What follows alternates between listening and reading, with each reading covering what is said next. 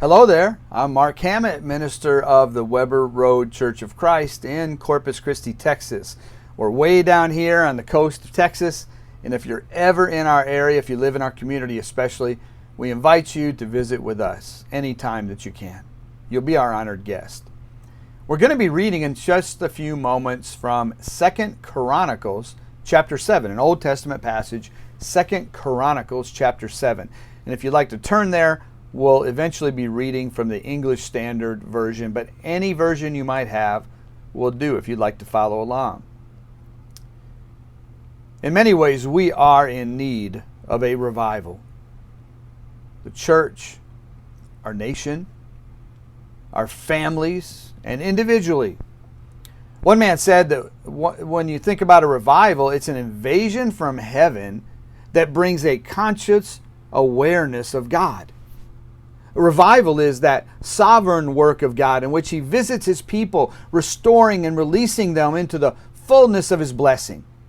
Now we know the Lord doesn't come in person today, but we do know that God is active in our lives. He's active in His Word. As we read it and study it and obey it, He's very active even today. One man said revival is when he talks about a revival, he said a true revival means nothing less than a revolution, casting out the spirit of worldliness and making God's love triumphant in the heart. That's a good way to describe revival. Another man said true revival is the people of God returning to their first love for God and sharing that love with the world.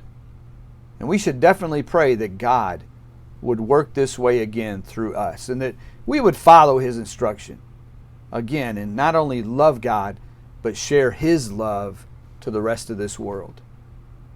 Wilberforce was a philanthropist. He was a believer in God. He was a vigorous opponent of the slave trade in England during the early 1800s. As he surveyed the terrible moral and spiritual climate of his day, he did not lose hope. He wrote, "My own solid hopes for the well-being of my country depend not so much on her navies and armies, nor on the wisdom of her rulers, nor on the spirit of her people, as the persuasion that she still contains many who love and obey the gospel of Christ." He said, "I believe that their prayers will prevail." And you know, within a few years after he made that statement, the country that he loved experienced a great revival of sorts. And many were taught about Christ and the gospel. Thousands obeyed the gospel at that time. Why would it not be any different today? We understand that so many things in our world have turned against God. So many people, so many laws, so many things in our culture today. But don't underestimate the power of God working through His people. Pray for a revival. Work for a revival. Be faithful to God yourself. And if enough Christians do just that, a difference will be made for the Lord. Let's go ahead and read from a passage of 2 Chronicles chapter 7, starting in verse 11. It says here, "Thus Solomon finished the house of the Lord and the king's house. All that Solomon had planned to do in the house of the Lord and in his own house, he successfully accomplished. Then the Lord appeared to Solomon in the night and said to him, I have heard your prayer and have chosen this place for myself as a house of sacrifice." He goes on to say in verse 13, "When I shut up the heavens so that there is no rain, or command the locusts to devour the land, or send pestilence among my people, if my people who are called by my name," listen to this verse, "humble themselves and pray and seek my face and turn from their wicked ways, then I will hear from heaven and will forgive their sin and heal their land. Now my eyes will be open and my ears attentive to the prayer that is made in this place. For I now have chosen and consecrated this house, that my name will be there forever. My eyes and my heart will be there for all time.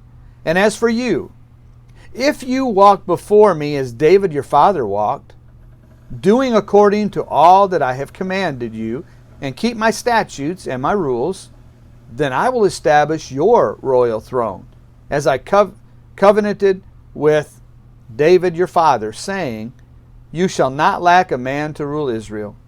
But if you turn aside and forsake my statutes and my commandments that I have set before you, and go and serve other gods and worship them, then I will pluck you up from my land that I have given to you, and this house that I have consecrated for my name, and I will cast you out of my sight, and I will make it a proverb and a byword among all the peoples. And at this house which was exalted, everyone passing by will be astonished and say, why has the Lord done this to the land and to this house? And then they will say, because they abandoned the Lord, the God of their fathers, who brought them out of the land of Egypt, and laid hold on other gods, and worshipped them, and served them. Therefore he has brought all this disaster on them. We certainly know when we turn from God, disaster awaits. And we need to, again, individually, as a church, and even as a nation, do all that we can to seek to honor God, instead of turn away from Him and rebel against Him. I'd like to close as I always do, and please don't take these words for granted, but think about them seriously. May the Lord bless you richly as you seek to follow His will.